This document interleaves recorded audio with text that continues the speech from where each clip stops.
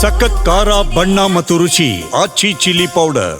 ದೆಹಲಿಯಲ್ಲಿ ವಾಯು ಮಾಲಿನ್ಯ ಗುಣಮಟ್ಟ ಮಿತಿ ಮೀರಿರುವಂಥದ್ದು ಈಗಾಗಲೇ 500ರ ಸಮೀಪದತ್ತ ಹೋಗ್ತಾ ಇದೆ ಅಂತ ಹೇಳ್ಬೋದು. ನಾವೀಗ ದೆಹಲಿಯ ಕರ್ತವ್ಯ ಪಥದ ಬಳಿ ಇರುವಂಥದ್ದು ನಾವು ನೋಡ್ಬೋದಾಗಿದೆ. ಇದು ಏನು ನಮ್ಮ ಮುಂಭಾಗ ಏನು ದೃಶ್ಯದಲ್ಲಿ ಏನಿದೆ ಇದು ರಾಷ್ಟ್ರಪತಿ ಭವನ ಅಂತ ಹೇಳ್ಬೋದು. ಪ್ರಮುಖವಾಗಿ ಅಕ್ಕಪಕ್ಕ ಸಾಕಷ್ಟು ಒಂದು ಏನು ಸಂಸತ್ ಭವನ ಸೇರಿದಂತೆ ಸಾಕಷ್ಟು ಕಚೇರಿಗಳು ಕೂಡ ಇಲ್ಲೇ ಇರುವಂಥದ್ದು.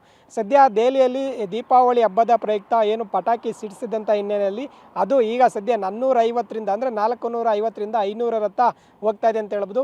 ಅಷ್ಟರ ಮಟ್ಟಿಗೆ ಒಂದು ವಾಯು ಮಾಲಿನ್ಯ ಇಲ್ಲಾಗಿದೆ ಅಂತ ಹೇಳ್ಬೋದು.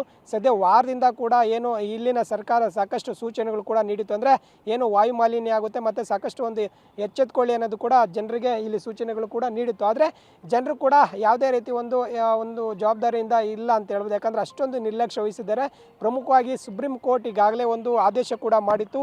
ಏನು ದೀಪಾವಳಿ ಹಬ್ಬದ ಪ್ರಯುಕ್ತ ಹಸಿರು ಪಟಾಕಿಗಳನ್ನು ಸಿಡಿಸಿ ಅನ್ನೋದು ಕೂಡ ಆದೇಶ ಕೂಡ ಮಾಡಿತ್ತು. ಆದರೆ ಇಲ್ಲಿನ ಜನರು ಕಳೆದ ರಾತ್ರಿ ಅತಿ ಹೆಚ್ಚಾಗಿ ಪಟಾಕಿಗಳನ್ನು ಸಿಡಿಸಿದಂಥ ಹಿನ್ನೆಲೆಯಲ್ಲಿ ಏಕಾಏಕಿ 400ರ ಗಡಿ ದಾಟಿದೆ ಅಂತ ಹೇಳೋದು. ನಿನ್ನೆವರೆಗೂ 400 ಇದ್ದಂಥ ಏನು ಒಂದು ಸೂಚ್ಯಂಕ ಏನು ಏರ್ ಕ್ವಾಲಿಟಿ ಇಂಡೆಕ್ಸ್ ಏನಿದೆ ಅದು ಮಿತಿ ಮೀರಿ ಹೋಗಿದೆ ಅಂತ ಹೇಳ್ಬೋದು. ಈಗ ನಾವು ದೃಶ್ಯದಲ್ಲಿ ನೋಡ್ಬೋದಾಗಿದೆ ಸಂಸತ್ ಭವನ ಏನು ಆ ದೃಶ್ಯ ಹೆಂಗೆ ಕಾಣ್ತಾ ಇದೆ. ಇಲ್ಲಿನ ವಾತಾವರಣ ಸಂಪೂರ್ಣವಾಗಿ ವಿಷಕಾರಿ ಆಗಿದೆ ಅಂತ ಹೇಳ್ಬೋದು. ಅಂದರೆ ಕಲುಷಿತ ವಾತಾವರಣ ನಿರ್ಮಾಣ ಆಗಿದೆ ಅಂತ ಹೇಳ್ಬೋದು. ಇಲ್ಲಿನ ಸಿಬ್ಬಂದಿಗಳು ಕೂಡ ಬೆಳಗ್ಗೆಯಿಂದ ಸಾಕಷ್ಟು ಎಲ್ಲ ಅಂದರೆ ನೀರನ್ನು ಸಿಂಪಡಿಸುವುದಾಗಿರಲಿ ಮತ್ತು ಬೇರೆ ಒಂದು ವಾಯು ಮಾಲಿನ್ಯ ಏನಾಗ್ತಾ ಇದೆ ಅದನ್ನು ತಡೆಯುವಂಥ ಪ್ರಯತ್ನ ಕೂಡ ಮಾಡ್ತಾ ಇದ್ದಾರೆ. ಆದರೆ ಯಾವುದೇ ರೀತಿ ಇಲ್ಲಿ ಪ್ರಯೋಜನ ಇಲ್ಲ ಅಂತ ಹೇಳೋದು. ಯಾಕಂದರೆ ದಿನದಿಂದ ದಿನಕ್ಕೆ ಹೆಚ್ಚಾಗ್ತಾ ಇದೆ ಅಂತ ಹೇಳೋದು. ಕಳೆದ ವಾರದಿಂದ 300 ಒಳಗಡೆ ಇದ್ದಂಥ ಏನು ಒಂದು ವಾಯು ಮಾಲಿನ್ಯ ಗುಣಮಟ್ಟ ಈಗ ಏಕಾಏಕಿ ಏನು 450ರ ಅಂದರೆ 450ರ ಗಡಿ ದಾಟಿದೆ.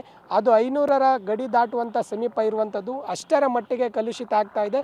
ಏನು ವಾತಾವರಣ ಇಲ್ಲಿನ ಜನರು ಉಸಿರಾಡೋದಕ್ಕೂ ಕೂಡ ಯೋಗ್ಯವಲ್ಲದ ವಾತಾವರಣ ದೆಹಲಿಯಲ್ಲಿ ನಿರ್ಮಾಣ ಆಗಿದೆ ಅಂತ ಹೇಳ್ಬೋದು.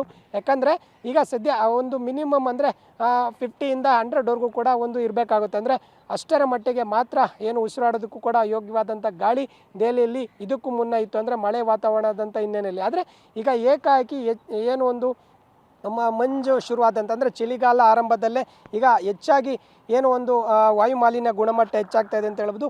ಈ ಏನು ಗಾಳಿ ವಿಷಕಾರಿ ಅನಿಲ ಆಗಿ ಹೊರಹೊಮ್ತಾ ಇದೆ ಅಂತ ಹೇಳ್ಬೋದು.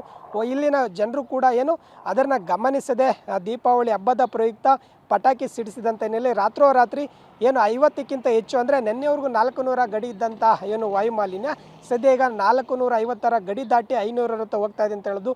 ಇದೇ ಮುಂದುವರೆದರೆ ದೆಹಲಿಯಲ್ಲಿ ಏನು ಜನರು ವಾಸ ಮಾಡೋದಕ್ಕೂ ಕೂಡ ತೊಂದರೆ ಆಗಲಿದೆ ಅಂತಲೇ ಹೇಳ್ಬೋದು. ಕ್ಯಾಮ್ರಾ ಪರ್ಸನ್ ಅಜಯ್ ಜೊತೆ ಮಹೇಶ್ ಶರಣ, TV9 ನವದೆಹಲಿ.